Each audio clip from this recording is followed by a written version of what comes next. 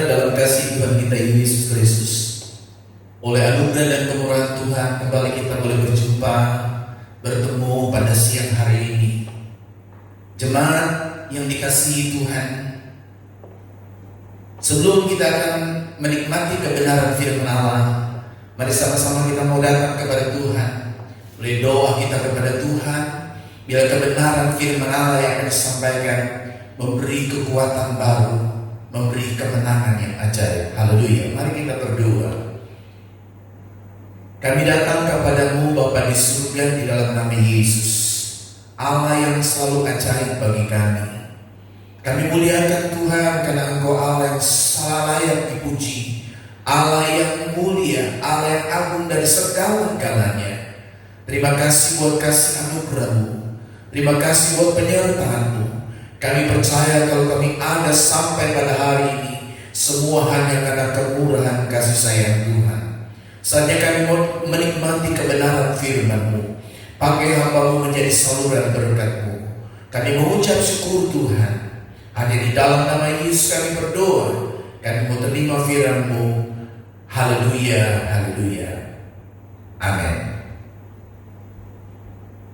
Bapak Ibu sekalian yang saya kasih di dalam Tuhan Yesus Kristus, oleh kasih Tuhan, oleh anugerah Tuhan, kembali pada siang hari ini kita boleh memuji dan menyembah Tuhan.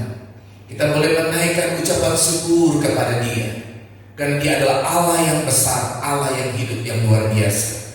Mari sama-sama kita akan melihat kebenaran firman Allah yang saya akan sampaikan pada siang hari ini. Biarlah kebenaran firman Allah memberi kekuatan baru di dalam kehidupan kita, di dalam iman percaya kita kepada Tuhan. Saya akan mengajak saudara untuk melihat dalam kitab Amsal. Amsal pasalnya yang ketiga, ayatnya yang ke-1 sampai ayatnya yang ke-13. Tapi yang menjadi ayat pokok saya pada siang hari ini yaitu ayat yang ke-4. Dia berkata, janganlah kiranya kasih dan setia meninggalkan engkau. Kalungkanlah itu pada lehermu, tuliskanlah itu pada loh hatimu. Puji Tuhan. Saudara-saudara dikasihi Tuhan, di dalam ayat yang ke-4 dalam kitab Amsal ini berkata, janganlah kiranya kasih dan setia meninggalkan engkau. Kalungkanlah itu pada lehermu, tuliskan itu pada loh hatimu. Puji Tuhan. Saudara-saudara, jika kita berbicara mengenai perhiasan, tentu kita tahu bahwa ada banyak jenis perhiasan yang dapat kita gunakan sebagai salah satu perlengkapan untuk mempercantik diri bagi wanita. Dan di sini saudara, dari sekian banyak jenis perhiasan yang kita temui, salah satu yang sangat digemari atau lazim dipakai oleh banyak orang adalah kalung, saudara. Perhiasan kalung dapat dipakai oleh wanita maupun pria, baik mereka yang masih anak-anak, remaja, bahkan sampai kepada orang tua. Nah, saudara-saudara dikasihi Tuhan, jadi ada banyak hal yang membuat orang dapat tertarik pada perhiasan ini atau pada benda ini, saudara. Orang menjadi tertarik, saudara, karena modelnya yang bagus, saudara, warnanya, bentuknya, motifnya yang sangat bervariasi. Jadi perhiasan ini kalau sekarang boleh dikatakan adalah aksesoris yang banyak dipakai oleh seluruh kaum wanita, kaum pria. Semua menginginkan perhiasan atau aksesoris ini, saudara. Nah, saudara-saudara, tapi kita lihat di dalam firman Tuhan, sebagai orang percaya, kita harus sadar bahwa sebenarnya ada perhiasan yang jauh lebih indah yang seharusnya kita mengalungkan itu pada leher kita, atau kita sematkan pada dada hati kita. Dalam perhiasan yang dimaksud adalah, saudara, perhiasan rohani, saudara. Kasih dan kesetiaan. Yang menjadi pertanyaan bagi kita semua, saudara, adalah saudara, kita memakai perhiasan kasih dan kesetiaan. Jika kita belum, saudara, berarti mari secepat mungkin, saudara, secepatnya kita harus mengenakannya. Dan jika sudah, berarti kita harus tetap memakainya, bahkan harus memeliharanya sebaik-baik. Jadi perhiasan itu kasih dan kesetiaan. Nah, saudara-saudara yang dikasihi Tuhan, sebagai orang percaya, Tuhan mau supaya kita mempercantik diri di hadapan Tuhan dengan apa? Perhiasan rohani. Perhiasan rohani yang salah satunya itu kasih dan kesetiaan, saudara. Untuk itu pada siang hari ada beberapa hal yang saya akan sampaikan kepada saudara sekalian, kepada jemaat yang dikasihi Tuhan. Hal yang harus kita perhatikan, kita ingin perhiasan yang indah itu tetap menghiasi hidup kita, saudara. Maka mari saya akan mengajak saudara melihat dalam Amsal tadi, pasal 3 ayat yang ke-1.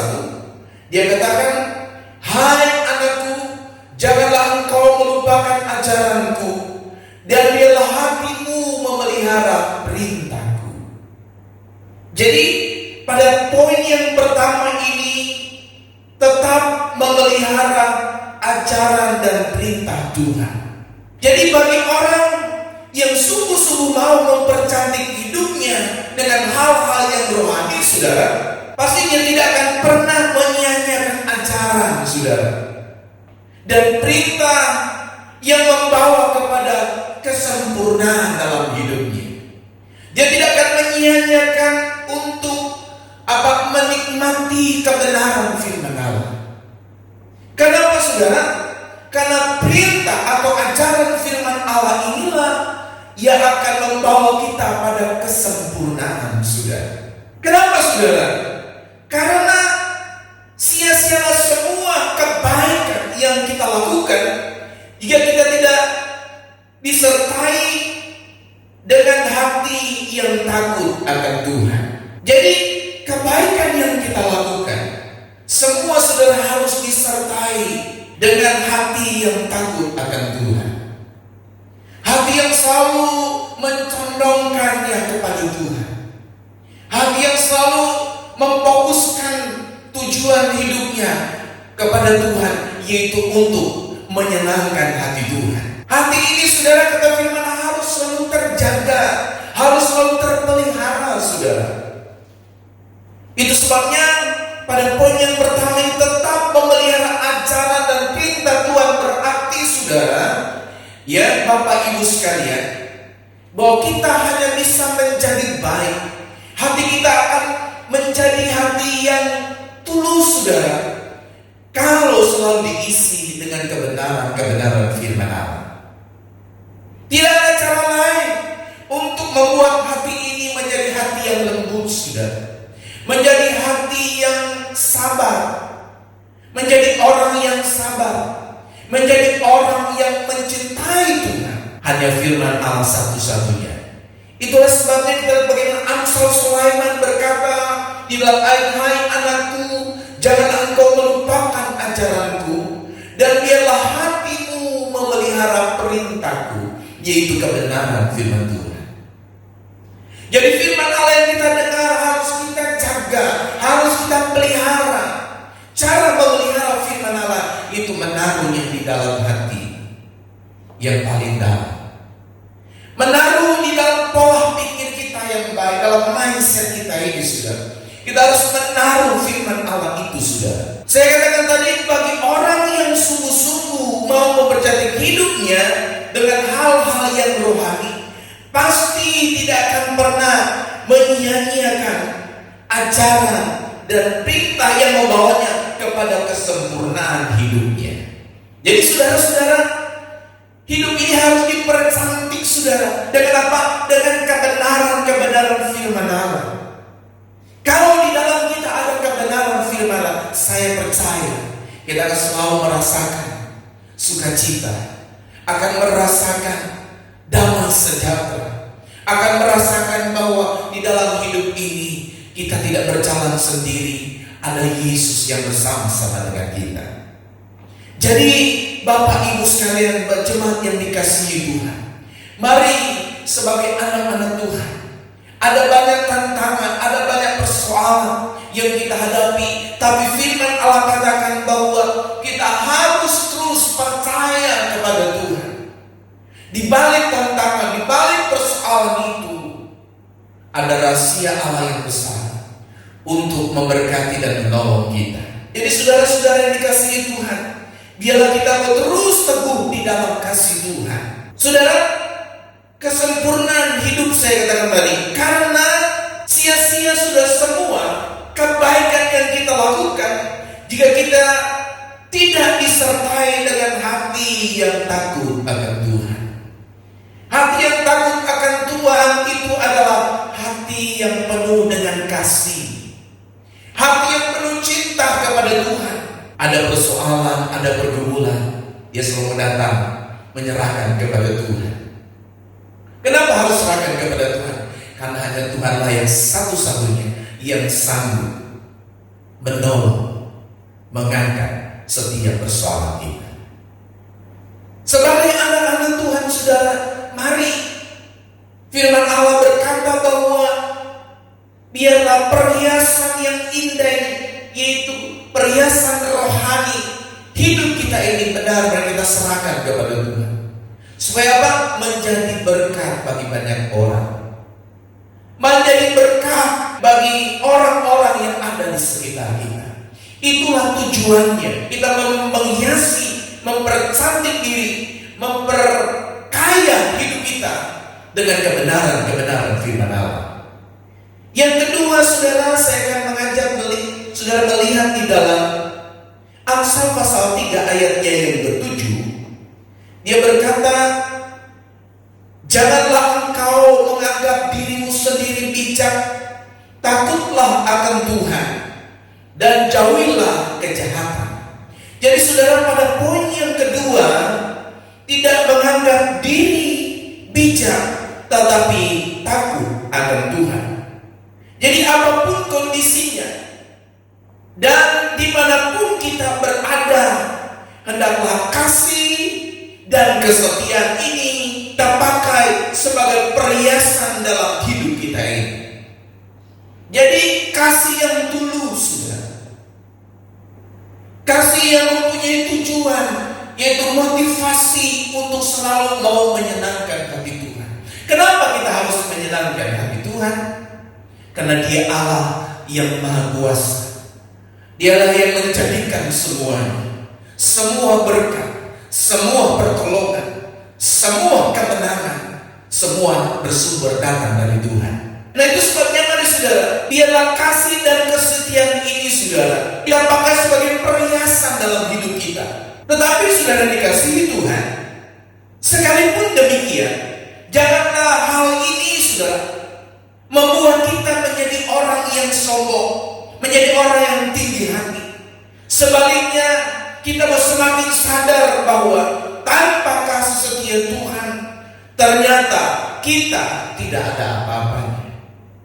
Jadi karena kasih kesetiaan Tuhan, kita boleh bernafas sampai pada siang hari ini. Haleluya. Mari kita mau katakan puji Tuhan. Ternyata Allah yang saya sembah, Allah yang saya tinggikan dan saya muliakan di dalam nama Yesus, Dialah penolong saya kalau saya boleh ada sampai pada hari ini. Raja Sulaiman adalah seorang raja yang penuh hikmat. Haram yang dikatakan raja yang penuh bijaksana, saudara. Dan ternyata Raja Sulaiman ini mengerti persis. Dia tahu bahwa kalau dia bisa penuh hikmat, dia bisa bijaksana, dia bisa mengendalikan, mengatur segala sesuatu, ternyata dia dapat dari Tuhan.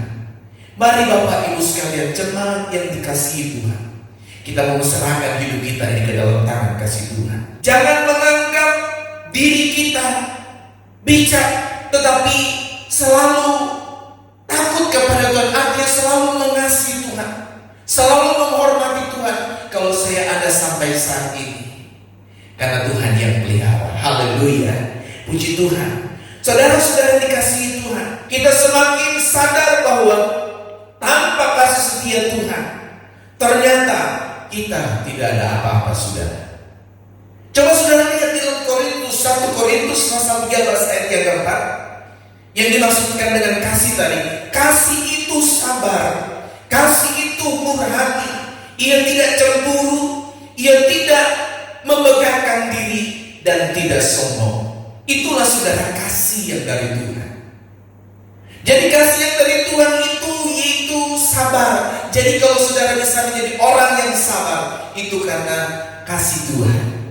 Kasih itu murah hati, hatinya penuh dengan cinta kasih Tuhan. Ia tidak cemburu, saudara.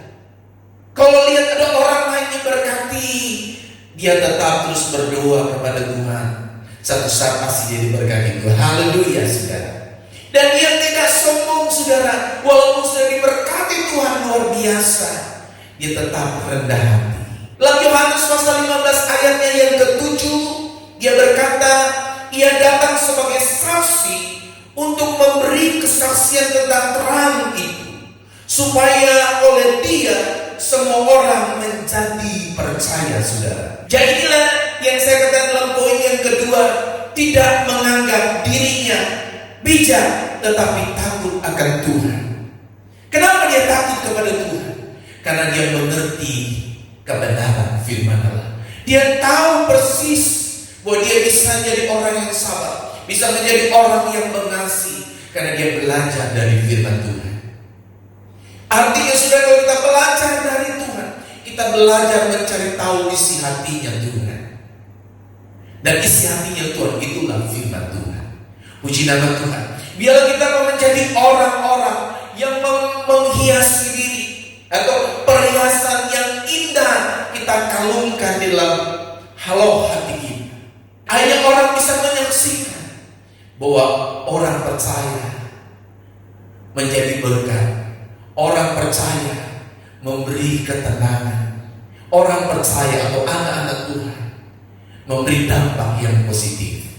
Saudara dikasihi Tuhan, mari kita berada dalam situasi yang menakutkan hari-hari ini. Tapi saudara yang dikasihi Tuhan, ketika firman Allah datang kepadamu, saya percaya dia akan mengangkat setiap ketakutan, setiap kebimbangan. Itu sebabnya saudara, pegang firman Allah menjadi satu pegangan satu-satunya dalam kita mengiring Tuhan, melayani Tuhan, kita ada dalam dunia ini. Puji Tuhan, biarlah kebenaran firman Allah siang hari ini meneguhkan kita semua, membangkitkan semangat kita untuk terus kita berharap dan bersandar hanya kepada Tuhan. Jadi saudara jemaat yang dikasihi Tuhan, Bapak Ibu sekalian, dikatakan dalam ayat yang keempat tadi, janganlah kiranya kasih dan setia meninggalkan engkau. Kalungkanlah itu pada lehermu, tuliskan itu pada loh hatimu, yaitu kasih dan kesetiaan. Itu harus tertanam di dalam hati, terukir di dalam hati. Kasih yang dari Tuhan, kasih yang memberikan kekuatan, yang memberikan jawaban, yang memberikan kemenangan yang ajaib. Puji nama Tuhan. Biarlah kebenaran firman Allah siang hari ini, saudara, kita mau terus datang kepada Dia, kita terus mau berpegang kepada Dia, karena Dialah gunung batu kita, pertolongan yang ajaib. Tuhan Yesus memberkati.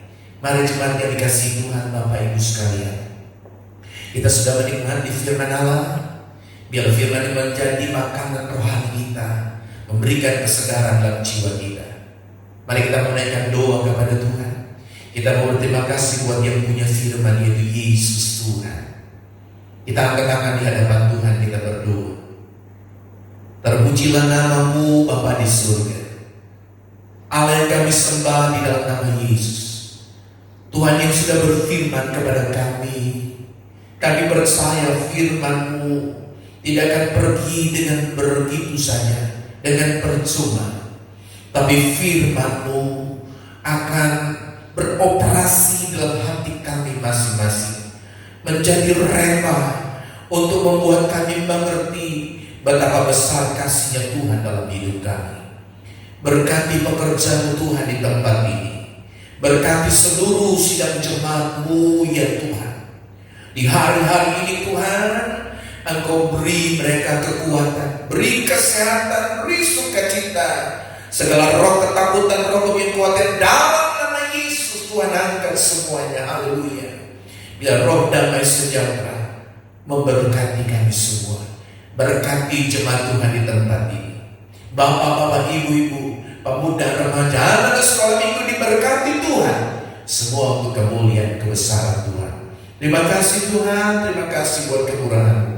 Terima kasih buat firman-Mu yang luar biasa. Haleluya, haleluya.